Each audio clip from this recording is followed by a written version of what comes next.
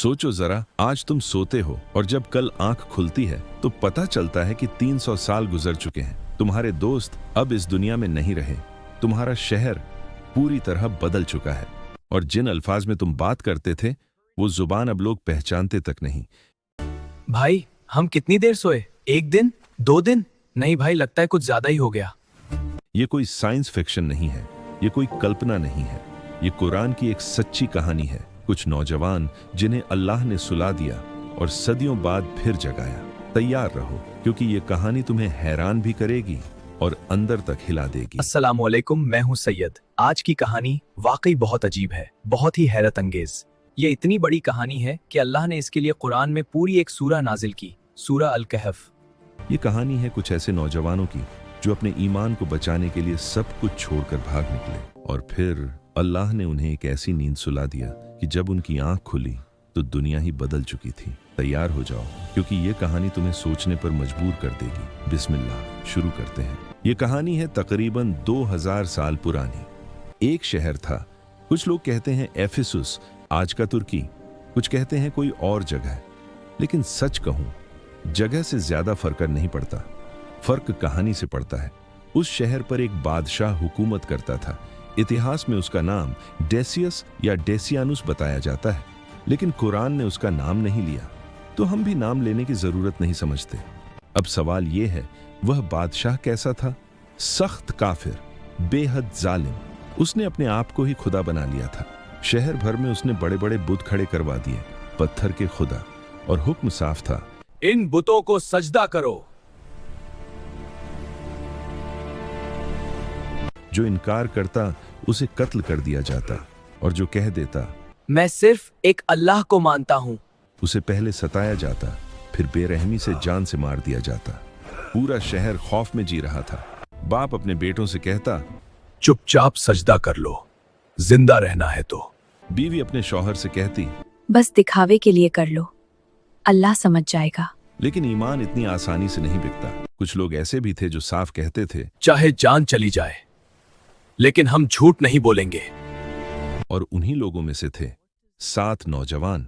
अमीर खानदानों से ताल्लुक रखते थे, पढ़े लिखे थे, अक्लमंद थे, लेकिन सबसे बड़ी बात यह थी, वे सच्चे ईमान वाले थे। न दौलत ने उन्हें झुकाया, न डर ने उन्हें तोड़ा। उनके दिलों में सिर्फ एक बात थी, हक और सिर्फ हक। ये 7 नौजवान अलग अलग जगहों से थे, कभी एक दूसरे को जानते तक नहीं थे, लेकिन एक चीज थी जो सबको जोड़ती थी, अल्लाह पर ईमान।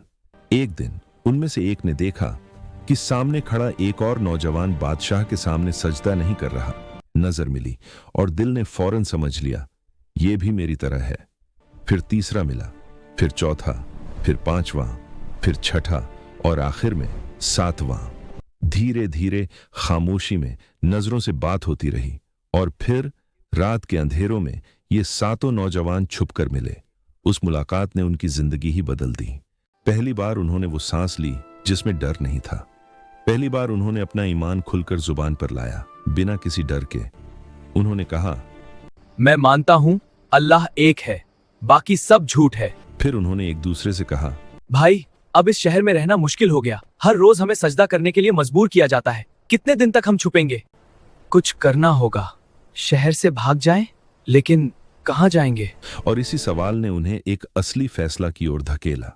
फिर सबसे छोटे ने, जिसका नाम शायद यमलिखा था या कुछ और, कहा, अल्लाह पर भरोसा रखो, जहां अल्लाह ले जाएगा वहीं चलेंगे। और उस रात 7 नौजवान अपने अमीर घराने छोड़कर, अपना शहर छोड़कर, सब कुछ छोड़कर भाग गए। कोई योजना नहीं, कोई रास्ता नहीं, कोई खाना नहीं, बस अल्लाह पर यकीन था। और उनके साथ था एक कुत्ता। हाँ, एक कुत्ता भी उनके साथ था, कभी पीछे नहीं हटता। कुरान ने उसका भी जिक्र किया है, उसका नाम था कतमीर। 7 इंसान, एक कुत्ता और अल्लाह की मदद। वो लोग रात भर चले, सुबह तक चले, थके हुए, भूखे प्यासे। फिर उन्होंने देखा एक पहाड़ पर एक गुफा, अंधेरा, तन्हा, कोई यहां आता जाता नहीं। उन्होंने एक दूसरे की तरफ देखा और कहा, ये अल्लाह का करम है, यहीं छुप जाते हैं। और वो गुफा के अंदर चले गए। कुत्ता कतमीर गुफा के दरवाजे पर बैठ गया। अंदर बैठकर उन्होंने शुक्र अदा किया, या अल्लाह, तूने हमें यहाँ पनाहगाह दी, शुक्र इलाही। फिर उन्होंने सोचा। अब क्या करें? कुछ दिन यहीं रहेंगे, फिर देखा जाएगा। दूसरे ने कहा। शहर में जब बादशाह मर जाएगा तब हम लोग वापस चले जाएंगे। लेकिन अल्लाह के पास कुछ और ही मंसूबा था। वे भूखे और थके हुए थे। घर में ठंडक थी, अंधेरा छाया हुआ था और चारों तरफ सुकून। धीरे धीरे उनकी आंखें भारी होने लगीं। एक सो गया, फिर दूसरा, फिर तीसरा। सातों एक साथ सो गए और कितमीर भी दरवाजे पर सो गया। लेकिन ये कोई आम नींद नहीं थी, ये अल्लाह की तरफ से खास नींद थी। कुरान कहता है, तो हमने उनके कानों पर नींद का पर्दा डाल दिया और वो उस गुफा में कई सालों तक गहरी नींद में पड़े रहे। मतलब अल्लाह ने उन्हें ऐसी गहरी नींद सुला दी कि उन्हें कुछ पता ही नहीं चला। ये नींद 1 साल की नहीं थी, न 10 साल की, न 100 साल की। ये तो 300 साल की नींद थी। 300 साल। सोचो, उस वक्त जो बच्चे पैदा हुए वो मर गए, उनकी औलाद पैदा हुई वो भी मर गई, उनकी औलाद की औलाद पैदा हुई वो भी मर गई। 3 पीढ़ियां बीत गईं। शहर बदल गया, लोग बदल गए, जुबान बदल गई, बादशाह मर गया, न ये बादशाह आए वो भी मर गए। लेकिन गुफा में खामोशी। ये 7 नौजवान सो रहे थे, बिल्कुल ऐसे जैसे कल ही सोए हों। लेकिन अल्लाह ने उन्हें सिर्फ सोए नहीं रखा। कुरान कहता है, और हम उन्हें दाएं बाएं करवट देते रहते। मतलब अल्लाह उन्हें दाएं से बाएं, बाएं से दाएं करवट दिलाता रहा। क्यों? ताकि उनका जिस्म ठीक रहे, ताकि बेड सोर्स ना हो, ताकि जब वे उठें तो स्वस्थ और तंदुरुस्त रहें। सुभान अल्लाह। अल्लाह की कुदरत देखो। 300 साल, कोई खाना नहीं, कोई पानी नहीं, बस अल्लाह की हिफाजत। और गुफा के बाहर कुत्ता कितमीर बाहर ही पड़ा था, वो भी सो रहा था। और अल्लाह ने ऐसी हिफाजत की कि कोई जानवर, कोई इंसान, कोई चिड़िया, किसी को गुफा तक आने की हिम्मत नहीं हुई। वे गुफा को देखते ही डर महसूस करते थे।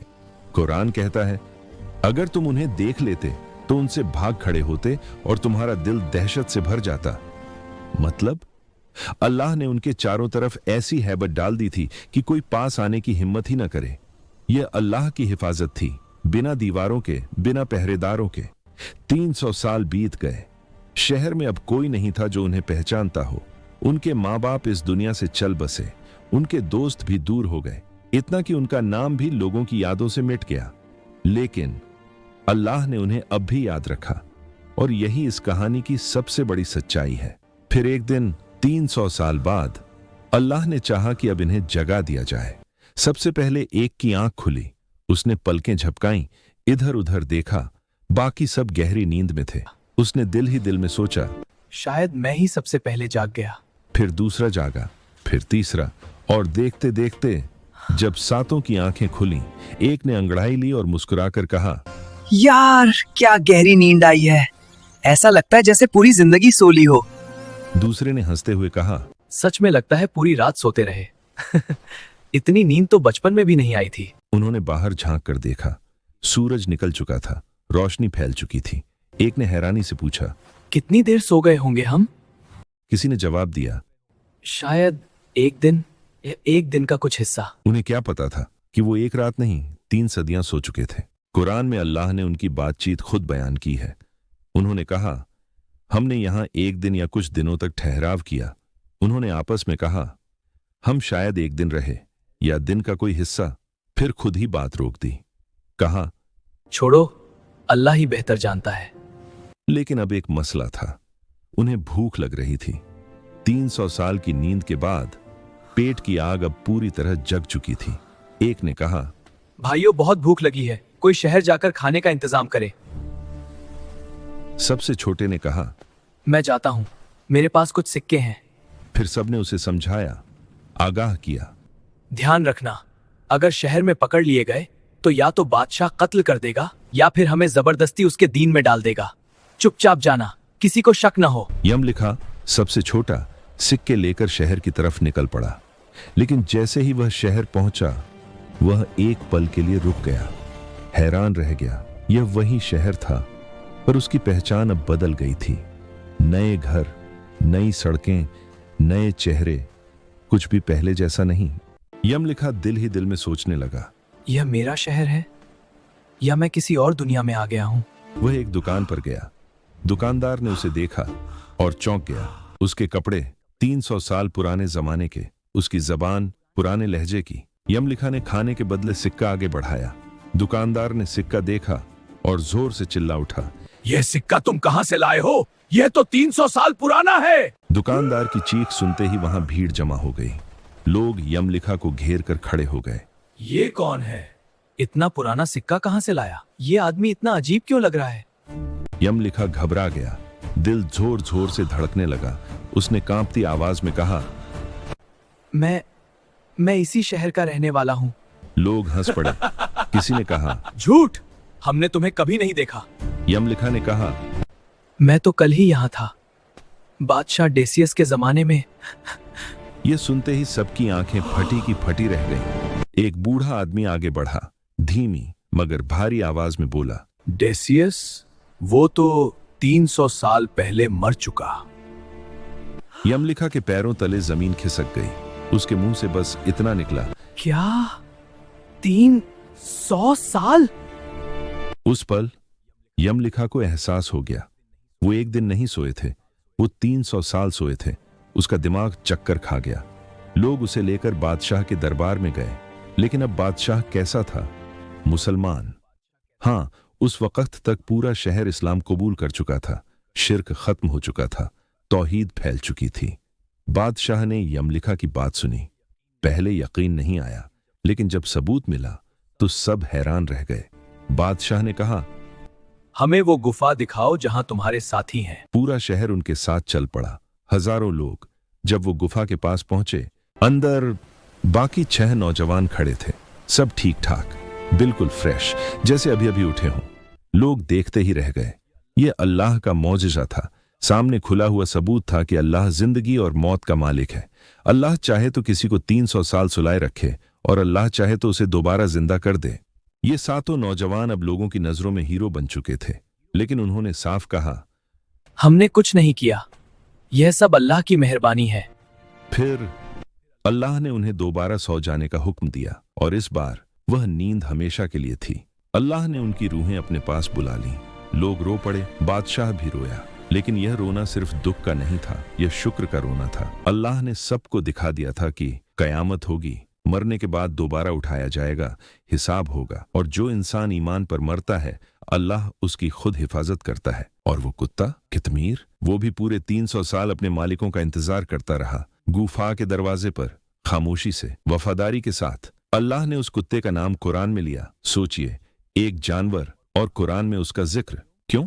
क्योंकि वो वफादारी की मिसाल था। कुछ उल्मा कहते हैं, अगर इंसान सच्चे लोगों का साथ देता है तो अल्लाह उसकी भी कद्र करता है, चाहे वो इंसान न हो, जानवर ही क्यों ना हो। ये कुत्ता इन नौजवानों के साथ रहा, उनके ईमान के करीब रहा, और अल्लाह ने उसकी भी हिफाजत की। आज भी जब हम सूरह अल कहफ पढ़ते हैं तो उस कुत्ते का जिक्र आता है। सुभान अल्लाह। तो हम सूरह अल कहफ की कहानी से क्या सीखते हैं? पहला सबक, ईमान पर कुर्बानी दो। ये नौजवान अपना घर, अपनी दौलत, अपनी आराम सब छोड़कर भाग गए। क्यों? ताकि सजदा सिर्फ अल्लाह को करें। दूसरा सबक, अल्लाह पर भरोसा रखो। उन्होंने कोई योजना नहीं बनाई, बस अल्लाह पर यकीन था और अल्लाह ने उनके लिए रास्ता दिखा दिया। तीसरा सबक, अल्लाह हर चीज पर कादिर है। 300 साल सो सकता है, फिर जगा सकता है, किसी भी चीज में मुश्किल नहीं। चौथा सबक, कयामत जरूर होगी। ये कहानी इसलिए आई कि लोग यकीन करें, मरने के बाद उठना जरूर है। पांचवा सबक, अच्छे लोगों का साथ रखो। ये 7 नौजवान अलग थे, लेकिन साथ आए और अल्लाह ने सभी की हिफाजत की। अगर तुम्हारा साथ अच्छा है तो तुम्हारी भी हिफाजत होगी। छठा सबक, वक़्त अल्लाह के हाथ में है। 300 साल बीत गए या एक दिन, अल्लाह के लिए बराबर है। वक़्त को देखकर घबराओ मत, अल्लाह सब देख रहा है। सातवां सबक, वफादारी की कद्र करो। एक कुत्ता तक सिर्फ वफादारी की वजह से कुरान में याद किया गया। अगर तुम वफादार हो, अल्लाह तुम्हें भी याद रखेगा। अगर आज तुम्हें लगता है कि तुम्हारा ईमान कमजोर पड़ रहा है, कि तुम्हारे आसपास हर तरफ गलत रास्ते नजर आ रहे हैं, कि सही रास्ता चुनना बहुत मुश्किल हो गया है, तो सूरह अल कहफ को याद करो। वो 7 नौजवान भी अकेले थे, न उनके पास ताकत थी, न भीड़, न कोई दुनियावी सहारा, लेकिन अल्लाह उनके साथ था। और याद रखो, जब अल्लाह साथ हो तो कोई तकलीफ नहीं रहती। अल्लाह रास्ते वहीं से खोलता है जहां इंसान सोच भी नहीं सकता। वो संभालता है, वो हिफाजत करता है, वो इज्जत देता है। अल्लाह तुम्हारा भी ख्याल रखेगा, बस ईमान को थामे रखो। अगर आपको ये कहानी पसंद आई, अगर आपका दिल या दिमाग हिला, तो प्लीज इस वीडियो को लाइक करें, चैनल को सब्सक्राइब करें और एक दोस्त के साथ शेयर करें। कमेंट में बताएं तुम्हें सबसे ज्यादा कौन सी बात हैरान कर गई, 300 साल की नींद या ये कि पूरा शहर मुसलमान हो गया। जज़ाकल्लाहु खैरन आप सभी को। अल्लाह आप सबको हिदायत दे और ईमान पर कायम रखे। आमीन।